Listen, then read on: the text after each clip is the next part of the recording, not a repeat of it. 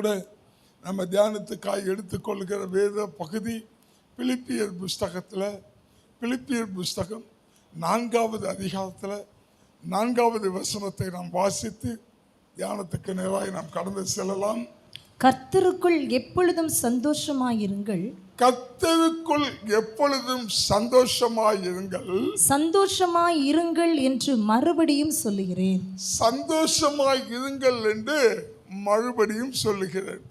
கவனிங்க, அப்போஸ்தலனாகிய பவுல் இந்த நிருபத்தை எழுதுகிறாரு. அவர் என்ன சொல்றாருன்னா, நம்ம எப்பொழுதும் எப்படி இருக்கணுமா? சந்தோஷமா இருக்கணுமா? ஹல்லேலூயா. அன்பான தேவனுடைய பிள்ளையே, இந்த நிருபத்தை எழுதும் போது பவுல் எங்கே இருக்கிறார்னா சிறைச்சாலையில் இருக்கிறார். ரோம அரசால் பவுல் கைது செய்யப்பட்டு, பவுலுக்கு என்ன அப்படி பெரிய தப்பு செய்துட்டாரு? யாரு பணத்தை கொள்ளையடிச்சிட்டாரா? எங்க இப்போ திருட்டு வேலை செஞ்சிட்டாரா? இல்லை ஏதாவது கொலை பண்ணிட்டாரா? ஏதாவது சண்டை போட்டு அரெஸ்ட் பண்ணப்பட்டாரா? சிறைச்சாலையில் வைக்கப்பட்டாரா? இல்லை. சுவிசேஷத்தை அறிவித்து ஜனங்களுக்கு நன்மையான சுவிசேஷத்தை அறிவித்து அதன் நிமித்த சிறைச்சாலையில் இருக்கிற பவுல் பிலிப்பில் இருக்கிற சபைக்கு அவருக்கு என்ன சொல்றாருன்னா, நீங்கள் என்ன செய்யுங்க? சந்தோஷமா இருங்க. கவனிங்க, சிறைச்சாலைக்குள்ளால் இருக்கிற ஒரு மனுஷன் இந்த காரியத்தை எழுத முடியுமானா சாதாரண காரியம் இல்லை. ஒரு சிறைச்சாலைக்குள்ளால் இருக்கிற ஒரு மனுஷன் என்ன நினைப்பான்? ஐயோ, என்னை பிடிச்சி செயல போட்டுட்டாங்களே, நான் என்ன தப்பு செய்தேன், என்ன குற்றம் செய்தேன், அப்படிதான் புலம்பிட்டு இருப்பாங்க. நிம்மதி போயிடும், சமாதானம் போயிடும், சந்தோஷம் போயிடும், முகத்தில் மகிழ்ச்சி போயிடும். அப்படிதான் ஒரு மனுஷன் சிறைச்சாலைக்குள்ள வாசம் பண்ணுவான். ஆனால் இந்த சிறைச்சாலைக்குள்ளால் இருக்கிற பவுல் சொல்றாரு, நீங்க சந்தோஷமா இருங்கள். ஹல்லேலூயா. பக்கத்தில் பார்த்து சொல்லுங்க, எதை நினைத்தும் கவலைப்படாதீங்க, எதை நினைச்சு ஃபீல் பண்ணாதீங்க, சந்தோஷமா இருங்க. கையை கொடுத்து சொல்லுங்களேன், சந்தோஷமா இரு. ஏன் துக்கமுகமா இருக்க? ஏன் சங்கடத்தோடு இருக்க? ஏன் வேதனையோடு இருக்க? ஏன் கவலையோடு இருக்க? எந்த பிரச்சனையும் ஒன்று அசைக்காது. பவுலுக்கு தெரியும், எந்த பிரச்சனை வந்தாலும் என்ன செய்ய முடியாது? அசைக்க முடியாது. எவ்வளவு புயல் வந்தாலும் சரி, எவ்வளவு பூகம்பம் வந்தாலும் சரி, எவ்வளவு சுனாமி வந்தாலும் சரி, எவ்வளவு போராட்டங்கள் வந்தாலும் சரி, என்ன ஒன்றும் செய்ய முடியாது. அந்த தைரியத்தில், அந்த சமாதானத்தில் சொல்றாரு பிலிப்பு சபைக்கு, நீங்க சமாதானமாய் சந்தோஷமா இருங்க. நான் உங்களுக்கு மறுபடியும் சொல்றேன், நீங்க சந்தோஷமா இருங்க. ஹல்லேலூயா. உங்களுக்கு சந்தோஷம் எப்போ போயிடும்? எப்போ சந்தோஷம் நம்முடைய வாழ்க்கையில் எப்போ சந்தோஷம் பறி போகுது? நம்முடைய வாழ்க்கையில் எப்போ மகிழ்ச்சி பறி போகுது? ஏதாவது ஒரு கவலை வந்தா சந்தோஷம் போயிடும். அதே பிலிப்பு எழுதுகிறாரு. பிலிப்பியர்ல 4வது அதிகாரத்தில் 6வது வசனத்தில் மறுபடியும் அதே பவுல் எழுதுகிறாரு. வாசிக்கலாம். நீங்கள் ஒன்றுக்கும் கவலைப்படாமல் எல்லாவற்றையும் குறித்து உங்கள் விண்ணப்பங்களை ஸ்தோத்திரத்தோடு கூடிய ஜெபத்தினாலும் வேண்டுதலினாலும் தேவனுக்கு தெரியப்படுத்துங்க. நல்ல கவனிங்க. இது பவுலுக்கு என்ன ஆலோசனை சொல்றான்னா, நீங்க ஒன்றுக்கு கவலைப்படக்கூடாது. எந்த ஒரு காரியத்துக்கு நீங்க என்ன செய்யக்கூடாதான்? கவலைப்படக்கூடாதான். உங்களுக்கு வருகிற நெருக்கடிகள், பிரச்சனைகள், போராட்டங்கள், வியாதிகள், வேதனைகள், புயல்கள் எல்லாவற்றிலும் ஸ்தோத்திரத்தோடு கூடிய ஜெபத்தினாலும் விண்ணப்பத்தினாலும் அவருக்கு என்ன செய்யணுமா? தெரியப்படுத்தணுமா? என்ன சொல்ல வர்றாருன்னா, உங்க வாழ்க்கையில் ஒரு நெருக்கடி வரும்போது, ஒரு சோதனை வரும்போது, ஒரு பிரச்சனை வரும்போது, ஒரு புயல் வரும்போது, ஒரு வியாதி வரும்போது, ஒரு கடன் பிரச்சனை வரும்போது, இதுக்காக நீங்க என்ன செய்யணுமான்னா, தேவ சமூகத்தில் போய் ஸ்தோத்திரம் பண்ணி ஜெபிக்கணுமா? ஹல்லேலூயா. நம்முடைய வாழ்க்கையில் ஒரு பிரச்சனை வந்துட்டா நம்ம என்ன செய்யறோம்? எந்த ஆளை பிடிக்கலாம், இந்த பிரச்சனைக்கு எந்த ஆளை பிடிச்சா சரியாகும், ஒரு வியாதி வந்தா இந்த டாக்டர் பிடிக்கலாமா, அந்த டாக்டர் பிடிக்கலாமா, அங்க போகலாமா, இங்க போகலாமா, இப்படியே மண்டை கடந்து குழம்புது. பலவிதமான கவலை, பலவிதமான பயம் நமக்குள்ளால வந்தது. ஆனா பவுல் சொல்றாரு, நீங்க என்ன செய்றீங்க, கவலைப்படாதீங்க. பிரச்சனை வரும்போது, புயல் வரும்போது, நெருக்கடி வரும்போது, வியாதி வரும்போது, போராட்டம் வரும்போது நீங்க செய்ய வேண்டியது என்ன, முதலாவது தேவ சமூகத்தில் அமர்ந்து ஸ்தோத்திரத்தோடு கூட விண்ணப்பத்தினாலும் வேண்டுதலினாலும் அவருக்கு ஹல்லேலூயா. இதான் ஒரு தேவ பிள்ளையுடைய வாழ்க்கையில உத்தமம். பாருங்க, இப்போ ஹாஸ்பிட்டல் போக வேண்டாம் சொல்லல, ஒரு பிரச்சனை வரும்போது சம்பந்தப்பட்ட நபர்களை நீங்க சந்திச்சு அதுக்கு நிவாரணம் தேட வேண்டாம்னு சொல்லல, வீட்டுக்குள்ள தூங்க சொல்லல.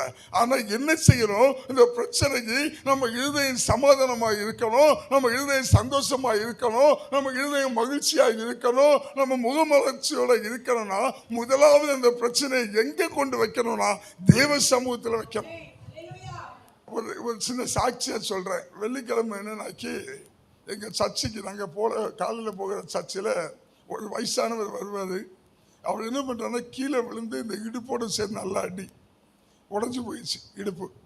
அப்போ அவர் அசையக்கூடாது, நடக்கக்கூடாது, ஒரு கட்டில் போட்டிருக்கோம். அப்போ எங்கள் பாஸ்டர் சொன்னார், பிரதர் இதுக்கான காரியங்களில் கொஞ்சம் நீங்கள் ஹெல்ப் பண்ணணும். எப்போதுமே இந்த மாதிரி முடியாதவங்க போது அந்த இடத்துல என்ன தான் ஹெல்ப்புக்கு கூப்பிடுவாங்க, ஹெல்ப் பண்ணணும் அப்படின்னு சொல்லி ஹெல்ப்புக்கு போனோம். போய் பார்த்தீங்கன்னா ஒரு கட்டில் கிடத்திருக்கு, ஸ்டீல் கட்டில். இவருக்கு என்ன தேவைன்னா அசையக்கூடாது, ஆனால் இந்த உடம்பை கொஞ்சம் தூக்கி வைக்கிறதுக்கு படுக்க வைக்கிறதுக்கு ஒரு கட்டில் தேவை. எது நம்ம இந்த சுத்தமுள்ள ஹாஸ்பிட்டல் இருக்குல்ல, இந்த கட்டில் ஒன்று தேவை. அதனால அன்னைக்கு வெள்ளிக்கிழமை அன்னைக்கு என்ன பண்ணேன், வேலைக்கிழமை அன்னைக்கு, வேலைக்கிழமை தான் சம்பவம் நடக்குது, வேலைக்கிழமை அன்னைக்கு அங்கங்கே அலைஞ்சு தெரிஞ்சு எடுத்து ஒரு கட்டில் செகண்ட் ஹேண்டாக பார்த்து கொண்டு கட்டில் போட்டுட்டோம். கட்டில் போட்ட உடனே பாஸ்டர் சொல்கிறாரு, பாஸ்டர் மட்டும் அந்த விஸ்வதாபிக்கு வந்த டாக்டர்னு சொல்கிறாங்க, இவருக்கு இடுப்பு கொஞ்சம் கூட அசையக்கூடாது, அசையாமல் இந்த ரூமில் தூக்கி கொண்டு அந்த ரூமில் கட்டில் கடத்திடுங்க, கட்டில் அடுத்த ரூமில் போட்டிருக்கோம், கட்டில் கடத்திடுங்க அப்படின்ட்டு. இப்போ வேலைக்கிழமை ஈவினிங்லேருந்து எனக்கு ஒரு பாரம், திமிர்வாதக்காரர் 4 பேர் தூக்கிட்டு வந்தாங்கல்ல, இதே மாதிரி எனக்கு ஒரு 4 பேர் வேணும். 4 பேரை எப்படி கூப்பிடுறது அப்படின்னு சொல்லிட்டு யாரை கூப்பிடலான்னு யோசிக்க உதவி எனக்கு மைண்டுக்கு வரல. உதவிக்கு 4 பேர் தேவை, யாரை கூப்பிடலான்னா உதவும் மனசில் வரல. இப்போதைக்கு ஒரே ஒரு ஆள் தான் இருக்கிறாரு, யாரு, நம்ம வினு மட்டும் இருக்கிறார், வேறு ஆள் இல்லை. 4 பேர் நின்று தூக்கணும், அதுவும் அந்த உடம்பு அசையாமல் கரெக்டாக ஸ்ட்ரெங்க்டாக அப்படியே தூக்கி கொண்டு அடுத்த கட்டில் கிடத்தணும். இந்த சூழ்நிலையில் தான் வெள்ளிக்கிழமை ஆண்டவர் என்னோடு பேசுகிறாரு, என்ன செய்யணும், எல்லாவற்றுக்காகவும் ஸ்தோத்திரத்தோடு கூடிய ஜபத்தினாலும் விண்ணப்பத்தினாலும் வேண்டுதல்னாலும் தேவனுக்கு தெரியப்படுத்துங்கள். இப்போ காலையிலேருந்தே பார்த்தாச்சுன்னா நான் ஆண்டவரை சொல்லிகிட்டே இருக்கேன், ஆண்டவரை இன்னைக்கு நைட்டு அவரை கட்டில் மாற்றணும், எப்படியாவது அந்த திமிர்வாத காரண இறக்கைக்கு 4 தூதனை அனுப்புனது போல எனக்கு அனுப்புங்க. இதை ஏன் சொல்ல வரேன்னா, நம்முடைய ஜபம் ஒரு நாள் வீண் போகாது, நம்முடைய ஜபம் வீண் போகாது. இப்போ பாருங்க, காலையிலேருந்தே நான் அந்த காரியத்துக்காக ஜெபம் பண்ணுறேன். மனசுக்குள்ளால எனக்கு ஒரு பாவம், இன்னைக்கு கட்டில் மாற்றணும், யாரை கூப்பிடுறதுன்னு தெரியல எனக்கு, யாரை கூப்பிடுறது. பொதுவாக நான் கூப்பிட்டா யாருன்னா உதவிக்கு வருவாங்க, ஆட்கள் இருக்காங்க, நான் பாலன்லாம் கூப்பிட்டா உடனே வருவாங்க, யாரை கூப்பிடுறதுன்னு தெரியலை. அப்படியே நான் போயிட்டே இருக்கிறேன், டைம் கடந்து போயிட்டே இருக்கேன். ஏன்னா அன்றைக்கி வெள்ளிக்கிழமை நானும் கொஞ்சம் பிஸி, காலையிலேருந்தே சுற்றிக்கிட்டு வரேன். ஆனால் மனசுக்குள்ள பாரம், இவரை தூக்கி மரக்கட்டில் கடத்தன்மை, இவரை தூக்கி மரக்கட்டில் கடத்தன்மைன்னு. எப்போல்லாம் எனக்கு அந்த பாரம் வருதோ, எப்போல்லாம் எனக்கு அந்த கவலை வருதோ, அப்போல்லாம் நான் என்ன பண்ணேன்னா, அந்த மாதிரி நீங்கள் நான் காலையிலே சொல்லிட்டீங்க, ஸ்தோத்திரத்தோடு கூட ஜபத்தினாலும் விண்ணப்பத்தினாலும் தேவ சமூகத்தில் உங்கள் சமூகத்தில் வச்சுட்டேன். சொல்லி கொஞ்ச நேரம் ஆகாது மறுபடியும் வரும், இன்னைக்கு 4 பேர் வேணுமே, 4 பேர் வேணுமே, எப்படி திமிர்வாத காரணம் தூக்கி போட்டாங்களே அது மாதிரி 4 பேர் எனக்கு உதவிக்கு வேணுமே அப்படின்னு சொல்லி ராத்திரி நைட்டு ஒரு வழியாக முடிவு பண்ணிட்டோம். சரி போய் எப்படி இருக்கிறாரு பார்ப்போம் அப்படின்னு சொல்லி நானும் வினுவும் வந்துக்கிட்டே இருக்கோம். வந்துக்கிட்டே இருக்கும்போது ஆப்போசிட்டில் வர்றான் எங்கள் அண்ணன் பையன், சித்தப்பா அப்படின்னா. நான் தானே சொன்னேன், டேய் வாடா கூடால அப்படின்னேன். நல்லா கவனிங்க, தேவன் செய்யும்போது அழகாக செய்வார். டேய் கூட வாடான்னேன். அவன் என்னலேருந்து ஆப்போசிட்டில் வந்துட்டு இருக்கிறான், சித்தப்பான்ங்கிறான். டேய் கூட வாடா அப்படின்னேன். ஏன் எங்க எதுவும் கேட்கல. வண்டி திருப்பி பின்னாடி நான் கொஞ்சம் தூரம் வந்து பார்க்க வர்றானா, ஏன்னா எங்கன்னு கூப்பிடல, வாடானே கொஞ்சம் தள்ளி வந்து திரும்பி பார்க்க பின்னாடி வந்துட்டு அவங்க ரெண்டு பேர் வர்றாங்க. பொதுவாக எப்போதுமே நான் ரோட்டில் போகும்போது அவன் சிங்கிளாக இருப்பான், அவன் கூட ஒரு பையன், 2 பேரா வராங்க. நேராக வந்தோம், அந்த கட்டில் இருந்து இந்த கட்டிலுக்கு அழகா அவனே பொறுப்பாக நின்று அழகா தூக்கி அடுத்த கட்டில் கொண்டு கடத்தி முடிச்ச உடனே அந்த இடத்துல இருந்து ஆண்டவருக்கு நான் தேங்க்ஸ் பண்ணேன். ஏன்னா நம்ம எதை விரும்புகிறோமோ அந்த காரியத்தை அவருடைய சமூகத்தில் வைக்கும்போது எந்த மனுஷனை வேணாலும் உங்களுக்கு அனுப்பி அவர் உதவி செய்ய வல்லமை உள்ள தேவனா இருக்கிறார். ஹல்லேலூயா. அல்ல கவனிங்க. அப்ப நமக்கு என்ன செய்யணும்னா, ஒவ்வொரு காரியத்துக்கும் முதலாவது நம்ம ஸ்டெப் எடுக்க முன்னாடி தேவ சமூகத்தில் கொண்டு வச்சு தேவனுக்கு தெரியப்படுத்தணும். நம்ம என்ன நினைச்சுக்கிட்டு இருக்கிறோம்னா, நமக்கு வரைக்கிற பிரச்சனை எல்லாம் இது என்னுடைய பிரச்சனை, இது எனக்கு, இதை நான் தான் சரி பண்ணணும், இதை நான் தான் சரி பண்ண முடியும்னு நினைச்சிட்டு இருக்கிறோம். வேதம் சொல்லுது, நீங்க எப்போ ரட்சிக்கப்பட்டு புத்திர சுவிகாரத்தை பெற்றுக்கொண்டீர்களோ அது முதல் நீங்க எப்படி மாறணுமானா குழந்தையை போல மாறணுமா. பக்கத்தில் சொல்லுங்க, இந்த கிறிஸ்தவ வாழ்க்கையில, இந்த ரட்சிப்பின் வாழ்க்கையில நீங்க ஒரு குழந்தைய போல மாறணும். குழந்தை என்ன செய்யும்? இப்போ குழந்தை படிக்குது இல்ல, ஒரு 1ஆம் கிளாஸ் 2ஆம் கிளாஸ் படிக்கிற குழந்தைய பாருங்க. இந்த குழந்தை ஸ்கூல்ல அந்த டீச்சர் என்ன செய்வாங்க, ஏமா நீ நாளைக்கு என்ன பண்ற, உங்க அப்பாட்ட இருந்து பீஸ் வாங்கிட்டு வரணும், ஒரு 1000 ரூபா பீஸ் வாங்கிட்டு வரணும்னு சொல்லி குழந்தைகிட்ட சொல்லதோடு இல்லாமல் அந்த குழந்தைக்கு என்ன செய்வாங்க, டைரியில எழுதி விட்டுருவாங்க 1000 ரூபா பீஸு. இப்போ சாயங்காலம் அந்த அந்த டீச்சர் என்ன சொன்னாங்க, அம்மா டைரியில எழுதியிருக்கேன், நாளைக்கு அப்பாட்ட இருந்து பீஸ் வாங்கிட்டு வா. இப்போ சாயங்காலம் அந்த குழந்தை வரும்போது, ஐயோ 1000 ரூபா பீஸு கட்டணுமே, நாளைக்கு நான் என்ன செய்வேன், ஐயோ கஷ்டமா இருக்குது, என்ன பண்ண போறேன், அப்படியே குழந்தை வரும்.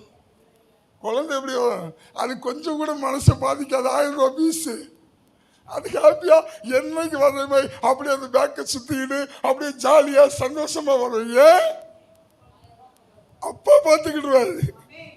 அப்பாவுக்கு தெரியும் என்னுடைய தேவைகள், என்னுடைய எல்லா காரியங்களையும் சந்திக்க அவர் வல்லமை உள்ளவராக இருக்கிறாருங்க. ஒரு குழந்தைக்கு தெரியுது, என்னுடைய தகப்பனார் என்னுடைய எல்லா காரியத்தையும் பார்த்துக்கிடுவாரு. இதை குறித்து நான் கவலைப்பட வேண்டிய தேவையில்லை, அச்சப்பட வேண்டிய தேவையில்லை, பயப்பட வேண்டிய தேவையில்லை.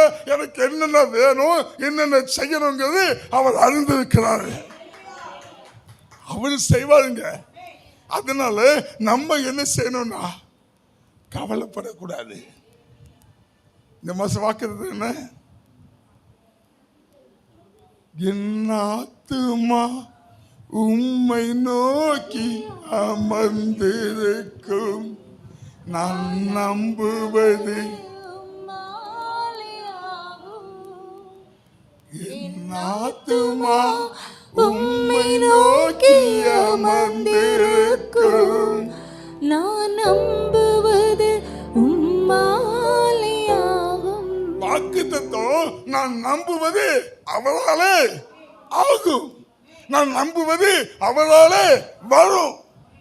அப்படி சொல்லிக்கிட்டு நம்ம என்ன செஞ்சுட்டு இருக்கிறோம், கவலைப்பட்டுக்கிட்டு இருக்கிறோம். சொல்றோம், நான் எதை நம்புகிறேனோ, எனக்கு என்ன காரியம் வாய்க்கணுமோ, எனக்கு என்ன நடக்கணுமோ எல்லா நன்மைகளையும் அவர் செய்ய வல்லமை உள்ள தேவனா இருக்கிறாரு.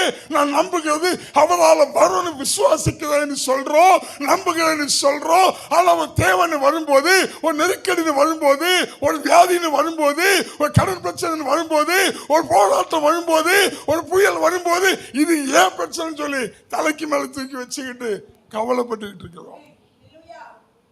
எது எதுக்கு கவலை வருதுன்னே தெரியல. பெண்களை பார்த்துருக்கீங்களா, சமையல் கட்டுக்குள்ளால போய் சமையல் பண்ண போகும்போது திங்ஸ் ஒண்ணுமே இல்லையேன்னு கவலை.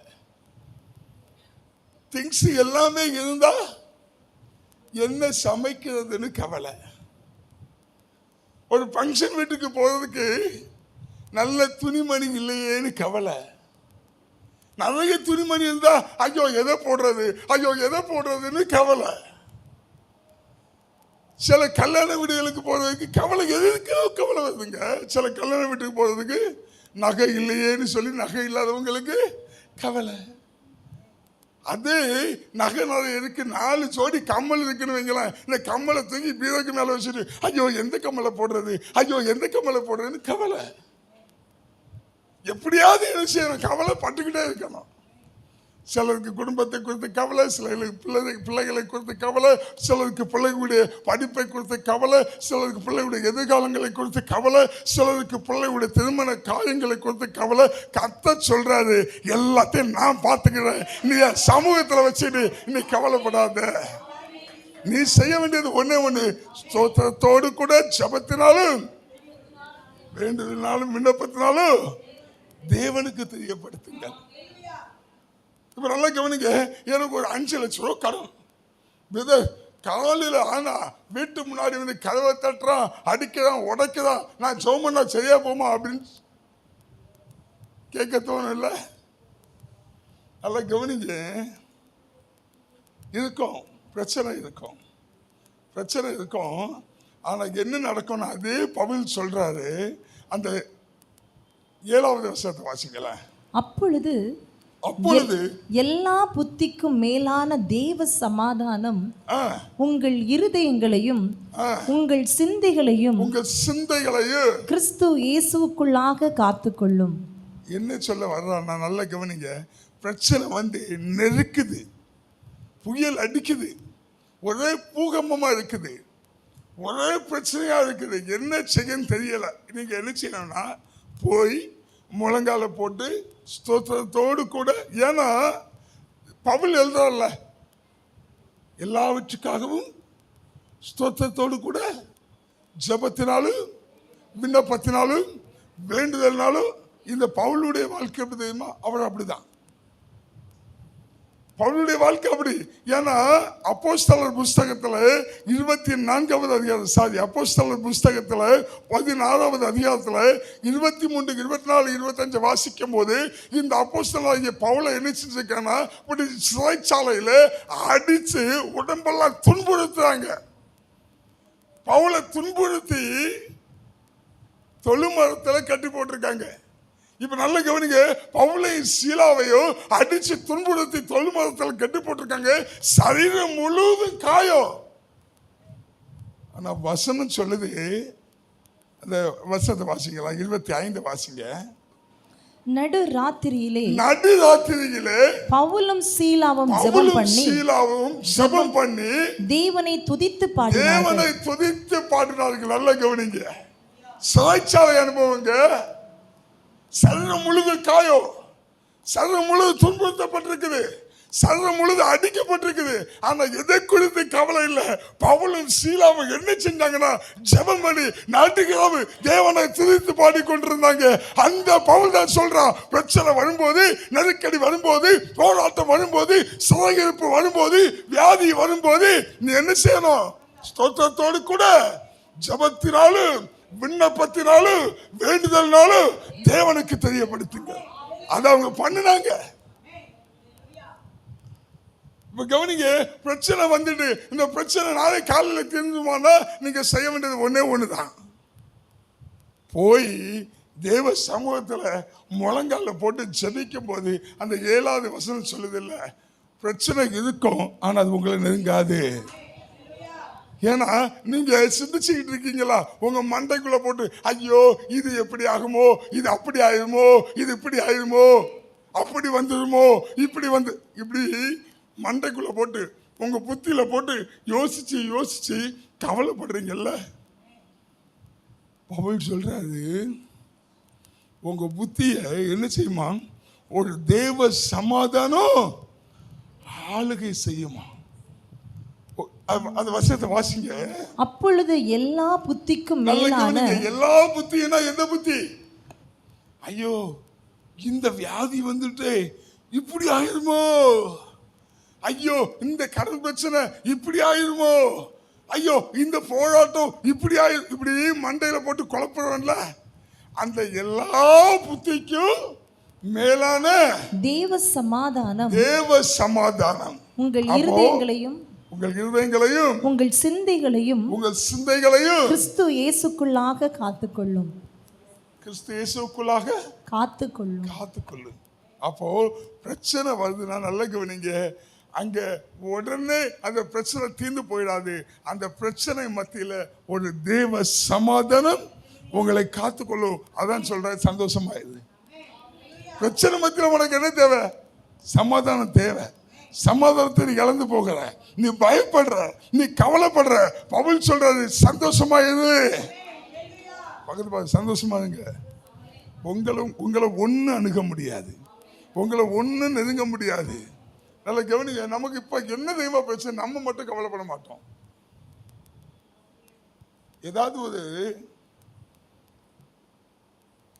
அதிர்ஷ்டம் அடிச்சுன்னு வைங்களேன், இதாக ஒருத்தர் வீட்டுக்கு வராது, பிரதர் நீங்க படுற கஷ்டத்தை, சிஸ்டர் நீங்க படுற கஷ்டத்தை பார்த்தேன், இன்னும் ஒரு 5 லட்சம் ரூபாய் வச்சுக்கிடுங்க, உங்களுக்கு ஒரு 5 லட்சம் ரூபாய் ஃப்ரீயா தரேன்னு சொன்னா என்ன செய்வோம்?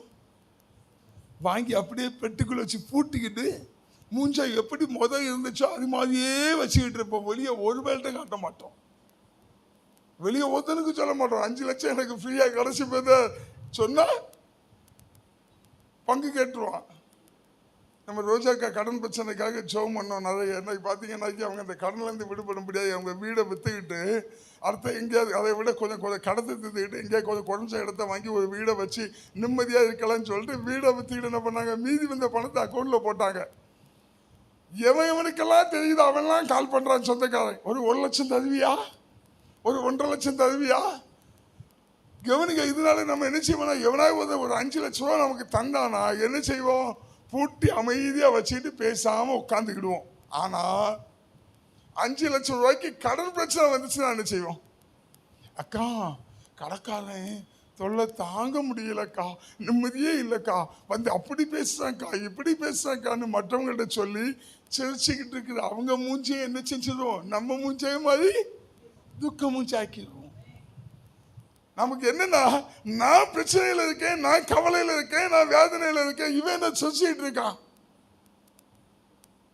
இயல்பு நம்ம கவலையை அவன்கிட்ட கொண்டு தள்ளி அவனை கவலைப்படுத்தாம. பைபிள்ல நடந்துக்குங்க, இயேசு கிறிஸ்து ஊழியம் செய்தார். ஊழியம் செய்து முடிச்சு சீசர்கள்ட்ட சொல்றாரு, நம்ம இந்த பட்டணத்தை விட்டு அடுத்த பட்டணத்துக்கு போவோம்னு சொல்லி சீசர்கள்லாம் கூட்டு போறாரு. இப்போ பார்த்தீங்கன்னா படகுல போயிட்டு இருக்காங்க. படகுல போயிட்டு இருக்கும்போது இயேசு கிறிஸ்து எரிஞ்சுட்டா தெரியுமா, அப்படியே படகுடைய பின்னணயத்தில் தலைவாணியை வச்சு அழகா தூங்குறாரு. தூங்கும்போது கடல் என்ன செய்யுது? ஒரு பெருங்காற்று உண்டாகி, சுழல் காற்று உண்டாகின்னு வசனம் சொல்லுது. சுழல் காற்று உண்டாகி மார்க்கு 4வது அதிகாரத்தில் இருக்குது, எடுத்து வைத்துக் கொள்ளுங்க. 37, 38 வசனங்கள். ஒரு சுழல் காற்று உண்டாகி இந்த படகுகள் வந்து மோதத்தக்கதாய் ஒரு பெரிய அலை கொந்தளிப்பு, திடீர்னு ஒரு போராட்டம், திடீர்னு ஒரு புயல். இப்போ நல்ல கவனிங்க, படகு போயிட்டு இருக்கு, ஆண்டவர் தூங்கிட்டு இருக்கிறாரு. இந்த படகுல வந்து அலை மோதுகிற இந்த மோதலை பார்த்த உடனே இவங்க என்ன செஞ்சுட்டாங்கன்னா பயந்துட்டாங்க. கூட இருக்கிறது யாரு? இயேசு. இந்த இயேசு கூட இருந்து அநேக அற்புதங்களை பார்த்தவங்க அந்த சீசர், அநேக அடையாளங்களை பார்த்தவங்க. இப்ப சீசர் என்ன சொல்றாங்கன்னா, ஐயோ புயல் காற்று வருது, ஐயோ கடல் கொந்தளிக்குது, ஐயோ பெரிய பிரச்சனை உருவாகுது, நாங்க மடிந்து போகிறோமேன்னு கேட்கல. என்ன கேட்கிறாங்கன்னா, போதகரே நாங்கள் மடிந்து போகிறது உமக்கு கவலையா இல்லையா? ஐயா நாங்க மடிந்து போகிறோம் சொல்லி நாங்க கவலைப்பட்டு இருக்கிறோம், நீர் என்ன நிம்மதியா தூங்கிட்டு இருக்குது, எங்க கூட சேர்ந்து நீரும் கவலைப்படணும்னு கேட்கிற ஆண்டவர்கிட்ட. ஆண்டவரை என்ன விடுவீங்கன்னு கேட்கல, ஆண்டவரை இந்த புயல்ல இருந்து என்ன காப்பாத்துங்கன்னு கேட்கல. அவன் என்ன கேட்கிறான்னா, நீர் எங்களோட சேர்ந்து கவலைப்படும். நாங்க கவலைப்பட்டு இருக்கிறோம், இந்த சுனாமில, இந்த பூகம்பத்துல, இந்த புயல்ல நாங்க சிக்கி சீரழிஞ்சிருவோம்னு சொல்லி நாங்க கவலைப்பட்டு இருக்கிறோம். அதனால நீங்களும் சேர்ந்து என்ன செய்யும்? கவலைப்படும். போதகரை நாங்கள் மடிந்து போகிறது வாசிக்கல. கப்பலின் பின்னணியத்தில் அவர் தலையணையை வைத்து நித்திரையாயிருந்தார். நித்திரையாய் இருந்தால் அவர்கள் அவரை எழுப்பி போதகரே, நாங்கள் மடிந்து போகிறது உமக்கு கவலை இல்லையா என்றார்கள். கவலை இல்லையா? நம்ம என்ன பண்ணிட்டு இருக்கோம் தெரியுமா? தூங்கிக்கிட்டு இருக்கவனெல்லாம் நல்ல நிம்மதியா தூங்குறவனெல்லாம் தட்டி எழுப்பி நம்ம கவலையை அவரோடு கூட ஷேர் பண்ணாம நமக்கு தூக்கம் வராது. எப்ப பார்த்தாலும் போனை பண்ணி அந்த பிரச்சனை இந்த பிரச்சனை, எனக்கு வர்ற போன் எல்லாமே எவ்வளவு நல்லது நடக்குது அவங்களுக்கு வர்ற கெடுதல் தான் என்கிட்ட பேசுவாங்க. நல்ல கவனிக்க, விசுவாச வாழ்க்கைங்கிறது அது இல்லை. ஆண்டவர் நமக்கு என்ன சொல்லியிருக்கிறாரு? நம்ம நம்புகிறது அவராலே வரும். பக்கத்தில் சொல்லுங்க, நீங்க நம்புகிறது, தூங்கிட்டு இருக்கவங்க தட்டு சொல்லுங்க, நீங்க நம்புகிறது அவரால வரும். அப்போ நீங்க நம்புகிறது எது நம்புறீங்க? கேளுங்க, எது நம்புறீங்க? ரொம்ப முக்கியம். நம்புகிறது அவரால் வரும். ஆனா எது நம்புறோம்? நல்லது நடக்கும்னு நம்புறோமா இல்ல கெட்டது நடக்கும்னு நம்புறோமா? ஒன்று புரிந்து கொள்ளுங்க, நீங்க நல்லது நடக்கும்னு நம்புனா நல்லது நடக்கும். நீங்க கெட்டது நடக்கணும், இதான் வார்த்தை, இதான் உண்மை. ஏன்னா நம்முடைய வாழ்க்கை எங்க இருக்குது? விசுவாசத்துக்குள்ள இருக்குது. கிறிஸ்துவோடைய வாழ்க்கை விசுவாச வாழ்க்கை. அப்போ உங்க விசுவாசம் உங்களுக்கு நல்லது நடக்கும்னு நீங்க விசுவாசித்தா நல்லது நடக்கும், கெட்டது நடக்கும்னு விசுவாசித்தா கெட்டது நடக்கும். அப்ப நம்ம எப்படி விசுவாசிக்கிறோம்னா, என் வாழ்க்கையில எல்லாம் எனக்கு நன்மையா நடக்கும். இந்த விசுவாசம் நமக்குள்ளால வந்துருச்சுன்னா பயம் வராது, கவலை வராது. எப்பவுமே நமக்கு என்ன உண்டாகும்? சந்தோஷம் உண்டாகும், மகிழ்ச்சி உண்டாகும், சமாதானம் உண்டாகும். இப்ப இந்த சமாதானம் உண்டாகணும்னா ஒன்னே ஒண்ணுதான், நான் நம்புகிற அத்தனை நன்மைகளும் அவரால் வரும். அப்படி எந்த ஒரு மனுஷன் தன்னுடைய வாழ்க்கையில அதிகமா நம்பிக்கிட்டு இருந்திருக்கானோ அந்த மனுஷன் என்ன செய்ய வேண்டிய தேவையில்லை, நாடியில கை கொடுக்க வேண்டிய தேவையில்லை, கவலைப்பட வேண்டிய தேவை இல்லை. அப்ப கவலைக்கு முதல் விசுவாசம் குறைவு, நம்பிக்கை குறைவு. பாருங்க, அண்ணால் தெய்வ சமூகத்துக்கு வர்றா. அண்ணால் எல்லாராலையும் பரியாசப்படுத்தப்பட்டு, எல்லாராலையும் அற்பமாய் எண்ணப்பட்டு, எல்லாரையும் கேவலமாய் எண்ணப்பட்டு, மிகவும் வேதனையோட பரிதவிப்போட தேவ சமூகத்தில் வர்றா. எதுக்கு வந்தா? எதுக்கு வந்தா நினைக்கீங்க? அவளுக்கு ஒண்ணு தெரியும், மனுஷன்ட்ட சொல்லி பிரயோஜனம் இல்லை. அதனால என்னுடைய தேவைய, எனக்கு என்ன வேணுமோ அந்த காரியத்தை நான் என்ன செய்யணும்னா தேவ சமூகத்தில் கொண்டு வைத்து ஸ்தோத்திரம் பண்ணி, ஜெபம் பண்ணி, விண்ணப்பம் பண்ணி, வேண்டுதல் பண்ணி அவருக்கு தெரியப்படுத்தினா அவர் எனக்கு செய்வார். அண்ணாளுக்கு நல்லா தெரியுதுங்க. அதனால தான் பாருங்க, அவ்வளவு அவமானத்து மத்தியில அவ தேவ சமூகத்தில் போய் தேவனை நோக்கி விண்ணப்பம் பண்ணினா, தன்னுடைய இருதயத்தை தேவ சமூகத்தில் ஊற்றினாள். அப்போ அந்த இடத்துல இருந்து அவ கிளம்பி போகும்போது வசனம் சொல்லுது, அவ துக்கமுகமாய் போகலையா? அவள் துக்கமுகமாய் போகல. எனக்கு என்ன பிரச்சனை தெரியுமா? நம்ம நிறைய பிரச்சனையை தூக்கி கவலையோட வாரோம், வந்து தேவ சமூகத்தில் வச்சுக்கிட்டு மறுபடியும் என்ன செய்யறோம்? அதை தூக்கிக்கிட்டே போறோம். இது விசுவாச வாழ்க்கை இல்லை, இது நம்புகிற வாழ்க்கையில. ஒண்ணு நான் தேவ சமூகத்தில் வச்சுட்டேயா, நான் குழந்தை, அவருக்கு அப்பா, அவருக்கு எல்லாத்தையும் பார்த்துக்கிடுவாரு, நான் தேவையில்லாம கவலைப்பட வேண்டிய அவசியம் இல்லை. கவலை தாங்க வியாதிக்கு ஆரம்பமா. ராத்திரி தூக்கம் இல்லை, எதையாவது யோசிக்கிறோம், இது அப்படி ஆயிருமோ, இது இப்படி ஆயிருமோன்னு சொல்லி நம்முடைய வாழ்க்கையில் இருக்கிற சின்ன சின்ன பிரச்சனைகளை நம்ம பெருசா பார்க்கிறோம். ஆண்டவர் சொல்றாரு, ஒருபோதும் சூழ்நிலையை வைத்து உன் வாழ்க்கையை முடிவு பண்ணாத. பக்கத்தில் சொல்லுங்க, சூழ்நிலையை பார்த்து உன் வாழ்க்கையை முடிவு பண்ணாது. சூழ்நிலையை பார்த்து எது அசம்பாவிதம் வந்துடுமோ சொல்லி நீ விசுவாசிக்காத, அதை நம்பாத. எல்லா சூழ்நிலைக்கும் மேலாக கர்த்தருடைய வார்த்தை இருக்குதுங்க. பாருங்க, அலை கொந்தளிக்குது, போட்ல வந்து மோதுது. இவன் கேட்கிறான், ஐயரே போதகரே, நாங்கள் மடிந்து போவது உமக்கு கவலை இல்லையா அப்படின்னு. உடனே அவர் எழும்பி என்ன செய்தாரு? சிம்பிளா இந்த சுவிட்ச் ஆஃப் பண்ணா எப்படி எல்லா லைட்டும் ஆஃப் ஆகிடுமோ அதே மாதிரி சிம்பிளா ஒரே வார்த்தை, அமைதலாயிரு, முடிஞ்சு போச்சு, எல்லாம் அமைதலாயிடுச்சு. அப்போ அவர் எழும்பினாரு பாருங்க. ஒரு சுவிட்சை இப்போ ஆஃப் பண்ணா, இந்த மெயினா ஒரே சுவிட்ச் மெயின் ஆஃப் பண்ணா என்ன ஆகும்? எல்லாம் முடிச்சு, ஃபேனு முடிச்சு, லைட்டு முடிச்சு, மைக்கு முடிச்சு, எல்லாம் முடிச்சு, எல்லா கொந்தளிப்பும் முடிச்சிச்சு. ஒரே ஒரு வார்த்தையில் அமைதலாகிறது. ஒரே வார்த்தை தாங்க, அமைதலாயிருன்னு சொன்னாரு, கடல் அமைதலாயிடுச்சு. அதே போல நம்முடைய வாழ்க்கையில அவருடைய வார்த்தை இருக்குது பாருங்களேன். நம்முடைய வாழ்க்கையில என்னென்ன கொந்தளித்து கொண்டிருக்குதோ, என்னென்ன நம்முடைய வாழ்க்கையில புயலை போல சீறி வந்து கொண்டிருக்குதோ, கர்த்தரை நம்பி அவருடைய சமூகத்தில் நீங்க போய் அவர்கிட்ட இந்த காரியத்தை தெளிவுபடுத்துறீங்கன்னா அவருக்கு என்ன செய்வார்னா ரிஸ்கே கிடையாது. ஒரு சுவிட்ச் ஆஃப் பண்ற மாதிரி ஆஃப் பண்ணிடுவார். அமைதலாக பகிர்ந்து சொல்லுங்க. எந்த பிரச்சனையும் சும்மா வாயளவில் சொல்லக்கூடாது. நிறைய விசுவாசிகள் வாழ்க்கையில் என்னன்னா இங்க இருந்து சொல்றோம், அறிக்கை. இது அறிக்கை. நம்ம பேசுறது சும்மா வாயளவில் பேச, அறிக்கை இருதயத்திலிருந்து பேசணும். பகிர்ந்து சொல்லுங்க. எந்த பிரச்சனையும் என்ன துளி கூட அசைக்க முடியாது, துளி கூட நெருங்க முடியாது.